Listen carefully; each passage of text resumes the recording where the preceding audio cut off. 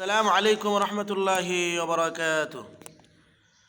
হযরত ইবনে আব্বাস রাদিয়াল্লাহু তাআলা আনহু হুজুর সাল্লাল্লাহু আলাইহি সাল্লামের ইরশাদ বর্ণনা করেন, সদকা সম্পদের কমাইয়া দেই না, সদকা সম্পদকে কমাইয়া দেই না। যখন কোনো ব্যক্তি সদকা করিবার জন্য হাত বাড়ায়, তখন ওই সম্পদ ফকিরের হাতে যাইবার পূর্বে আল্লাহ তাআলার পবিত্র হাতে যায়। সুবহানাল্লাহ, অর্থাৎ কবুল হয়। আর যে ব্যক্তি এমন অবস্থায় ভিক্ষার হাত বাড়ায়, যখন ভিক্ষা না করিল তার কাজ চলিয়া যায়, আল্লাহ তাআলা তার উপর অভাবের দরজা খুলিয়া দেন। নাউজুবিল্লাহ। যার ক্ষমতা আছে, রুজি করে খেতে পারবে, তারপর ভিক্ষা চাই, আল্লাহ তাআলা ওই সমস্ত ব্যক্তিদের অভাবের দরজা খুলিয়া দেন। হযরত কায়েস ইবনে সিলা আনসারী রাদিয়াল্লাহু তাআলা বলেন, আমার ভাইয়েরা হুজুর সাল্লাল্লাহু আলাইহি সাল্লামের নিকট আমার সম্পর্কে অভিযোগ করিল যে সে অনেক অপচয় করে এবং নিজের সম্পদকে অপাত্রে খরচ করে। আমি আরজ করিলাম, ইয়া রাসূলুল্লাহ, আমি বাগান হইতে আমার অংশগ্রহণ করি এবং আল্লাহর রাস্তাও খরচ করি, আর যাহারা আমার সহিত সাক্ষাৎ করিতে আসে তাদেরকে খাওয়াই। হুজুর সাল্লাল্লাহু আলাইহি ওয়াসাল্লাম আমার বুকের উপর হাত মারিয়া 3 বার বলিলেন, খরচ করিতে থাকো, খরচ করিতে থাকো, খরচ করিতে থাকো, আল্লাহ তাআলা তোমার উপর খরচ করিবেন। ইহার কিছুদিন পর আমি জিহাদের এক সফরে চলিলাম। তখন আমার নিকট সওয়ারিও নিজস্ব ছিল এবং আমার সমস্ত পরিবারের লোকদের অপেক্ষা আমি বেশি সম্পদশালী ছিলাম।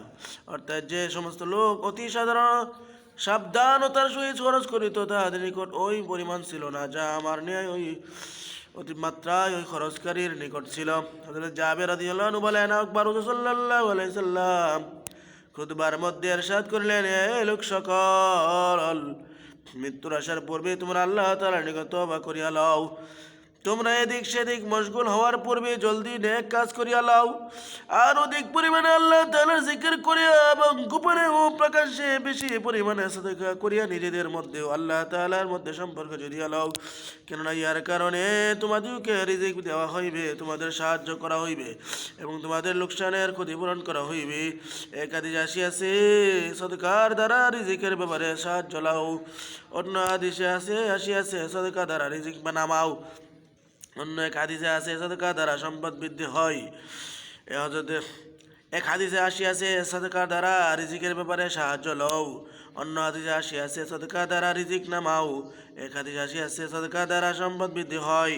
হযরত আব্দুর রহমান ইবনে আউফ রাদিয়াল্লাহু আনহু বলেন, হুজুর সাল্লাল্লাহু আলাইহি সাল্লাম ইরশাদ করিয়াছেন, ও পবিত্র সত্তার কসম, ওই পবিত্র সত্তার কসম, যাহার হাতে আমার জীবন, 3টি বিষয় এমন রয়েছে যার উপর আমি কসম করিতেছি। প্রথমে এই যে সদকা করিলে মাল কমে না, এই জন্য খুব সদকা করিতে থাকো। দ্বিতীয় এই যে এই ব্যক্তির উপর জুলুম করা হয় আর সে তাকে মাফ করিয়া দেয়, আল্লাহ তাআলা কিয়ামতের দিন তার সম্মান বৃদ্ধি করিয়া দেয়। তৃতীয় বিষয় এই যে যে কোনো বান্দা ভিক্ষার দরজা খুলে, আল্লাহ তাআলা তার উপর অভাবের দরজা খুলিয়া দেয়। হযরতে আবু সালামা রাদিয়াল্লাহু তাআলা হইতে হুজুর সাল্লাল্লাহু আলাইহি ওয়াসাল্লামের ইরশাদ এই বর্ণনা করেন যে সদকা করিলে সম্পদ কমে না, অতএব সদকা করো। বাহ্যিক দৃষ্টিতে কম না হওয়ার অর্থ এই যে অতি সত্বর আল্লাহ তাআলা উহার উত্তম বদলা দান করেন। হযরতে হাবিব আজমি রাহমাতুল্লাহ আলাইহি বিখ্যাত বুজুর্গ ছিলেন। তার স্ত্রী একবার আটার খামের বানাইয়া সামনের বাড়ি হইতে আগুন আনিতে গেলেন। ইতিমধ্যে একজন ভিক্ষুক আসিল।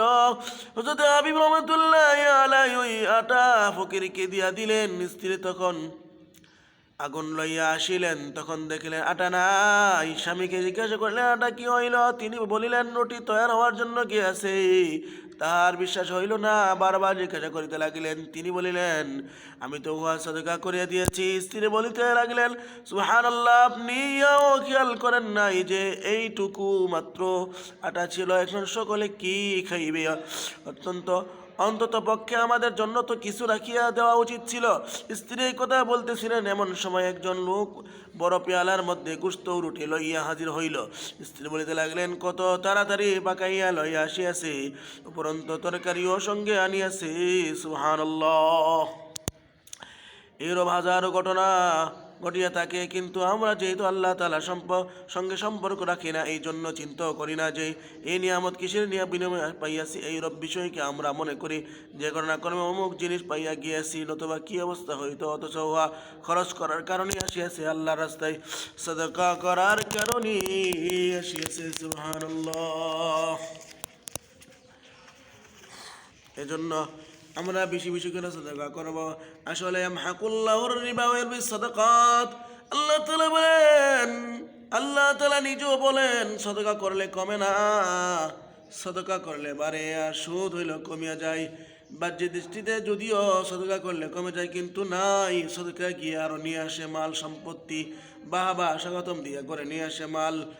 আর যে মাল করে আসে সুদের মাল, হারাম পর্যায়ের মাল, হারাম উপার্জনের মাল করে আসে, মানি দাওয়াত দিয়া ঘর থেকে মাল বের করে নিতে আসে। নাউজুবিল্লাহ। আল্লাহ সুবহানাহু ওয়া তাআলা আমাদেরকে বেশি বেশি সদকা করার তৌফিক দান করেন, বেশি বেশি দান করার তৌফিক দান করেন। আল্লাহ তাআলা আমাদের সবাইকে বুঝার আমল করার তৌফিক দান করেন, সবার কাছে প্রচার করার তৌফিক দান করেন। সবাইকে আল্লাহ তাআলা সঠিক বুঝ দান করেন।